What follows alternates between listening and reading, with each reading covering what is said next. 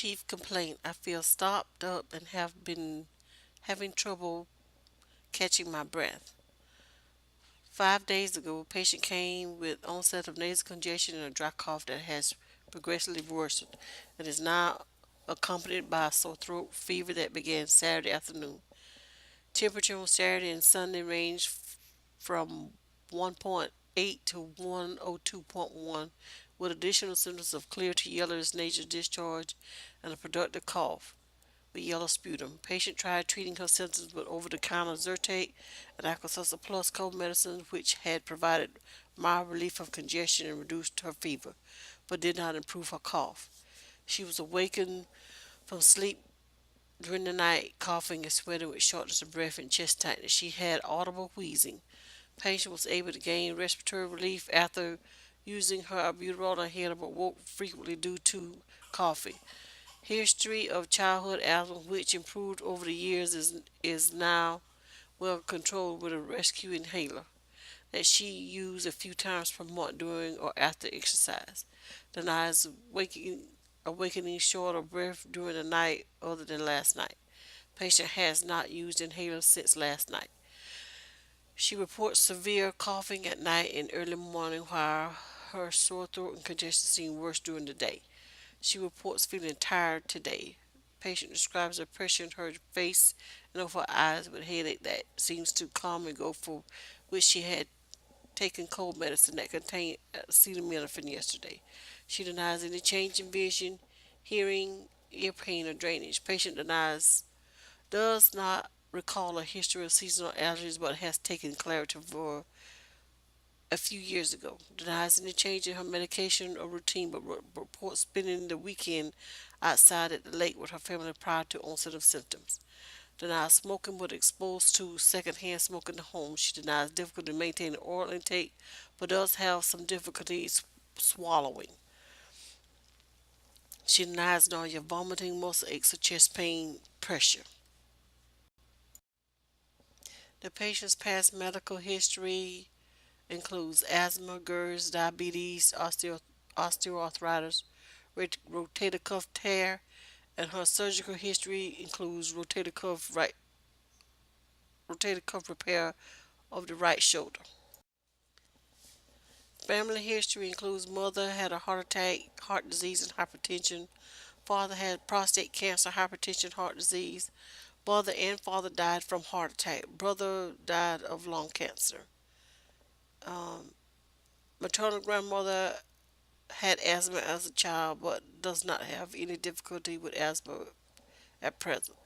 No family history of stroke, liver disease, seizure disorders, or bleeding disorders.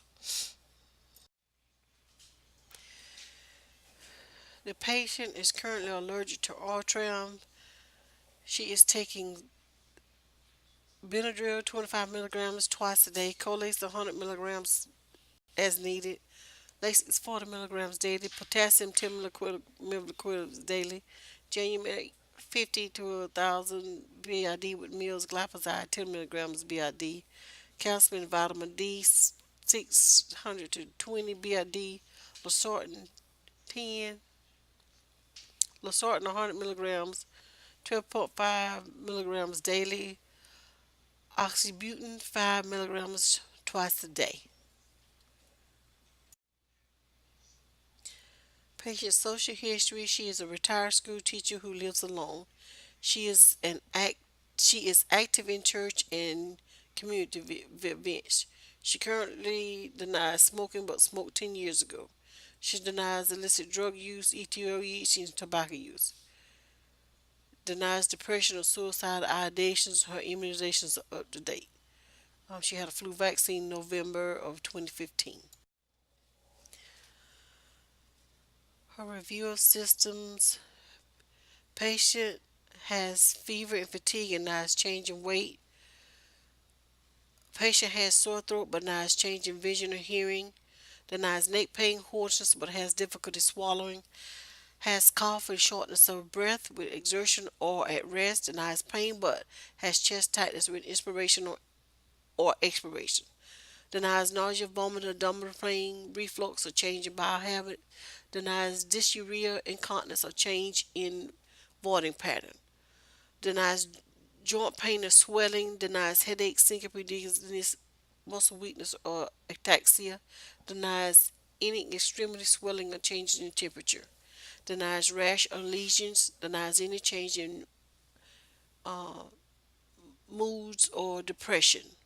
Of vital signs, temperature was 99.8 orally, pulse 100, respiration 24, blood pressure 178 over 82, height 61.5 inches, weight 218 pounds, with a BMI of 40.5. She rare groomed 60-year-old female, approximately dressed with no odor, normal cephalic, atruic, symmetric, non-tender head, ear, eyes, nose, and throat. Pressure reported upon palpitation of frontal or maxillary sinuses. Pupil equally reactive to light with great equal ocular movement. Ears, bilateral canals patent and non-tender but with marked erythema. No edema, lesions of exudate, bilateral tympanic membranes intact, pearly gray with sharp cone of light. Bilateral nose nares congested with rhinorrhea, boggy, edematous, terminates yellow drainage in uh, midline septum. Posterior or phrenic erythema, but without tonsillar edema exudus.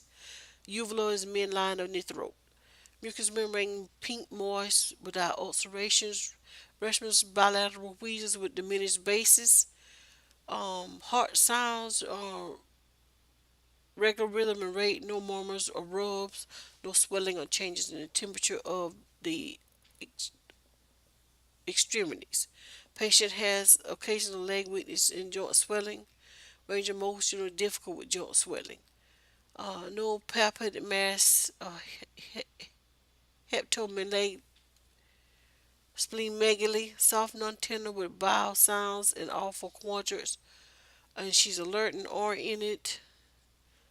Um, Cranial nerves 2 through 12 grossly intact. She denies depression, anxiety, or changes in mood.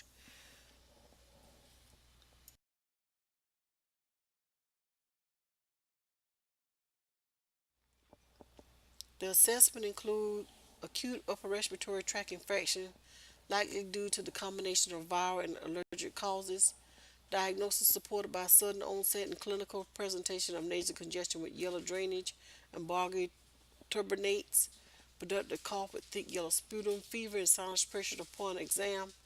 Lack of evidence of lung consolidation, history of childhood asthma, um, changing changing environments, changing season with exposure to environmental allergens and tobacco smoke. The second is acute asthma exacerbation diagnosis supported by increased respiratory rate and diffuse respiratory wheezes upon auscultation. The differential diagnose acute upper respiratory infection, mild intermittent asthma with the exacerbation, acute recurrent frontal sinus.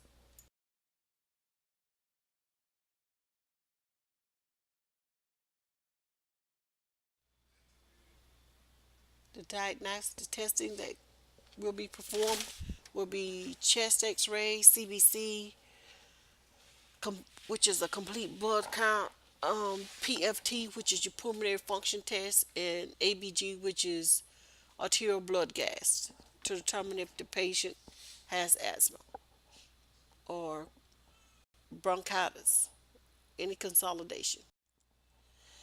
The treatment plan includes giving the patient a now dose of albuterol 5 milligrams per nebulizer, promethazine 6.25 to 15 milligrams, 1 teaspoon every 4 to 6 hours for the cough.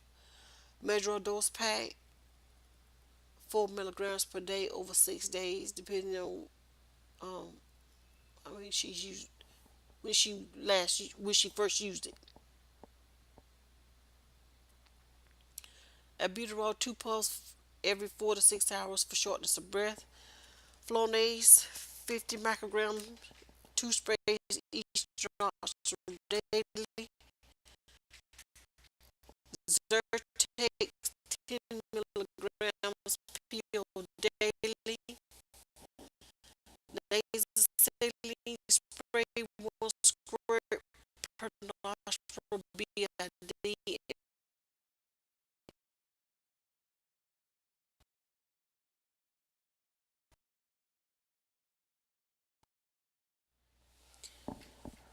Education include take medication as described. Continue over-the-counter Zyrtec daily. Complete entire Medro dose pack and taper as directed in the package. Take promethazine syrup every 4 to 6 hours for cough. This medication will cause drowsiness and should be used with discretion. Take a dose before bedtime to help you to rest. Proper administration of Flonase nasal spray. Um, you want to blow the nose and then take your spray in each nostril. Administer to right nostril with left hand and then left nostril with right hand while looking at the floor to avoid spraying medication directly onto your nasal septum. Continue use of a albuterol inhaler as prescribed for shortness of breath and chest tightness. If rescue medication becomes ineffective and your respiratory status continues to deteriorate, report immediately to urgent care or to the hospital. You want to avoid environmental triggers such as tobacco smoke. Encourage the husband to smoke outside and or either quit. You want to use over-the-counter chloroseptic spray and warm salted goggles 3 times a day for relief of the sore throat. You make sure you continue and maintain adequate hydration with 8 glasses of water per day, and eat more fruits and vegetables and avoid um,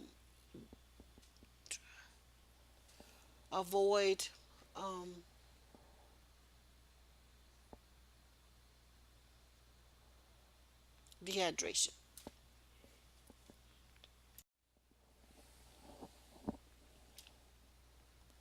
Avoid environmental triggers such as tobacco smoke. Inform husband of available smoker cessation resources and not smoking around you. Utilize over-the-counter chloroseptic spray and warm salted water goggles 3 times a day for relief of sore throat. Continue to maintain adequate hydration with at least 8 glasses of water per day. Return to office in 3 to 5 days or as needed if symptoms become worse,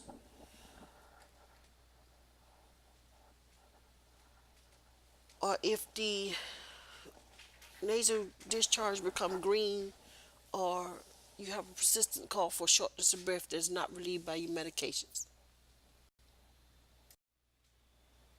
The clinical practice guidelines for asthma, you want to determine that symptoms of recurrent air obstruction are present based on history by using history or exam.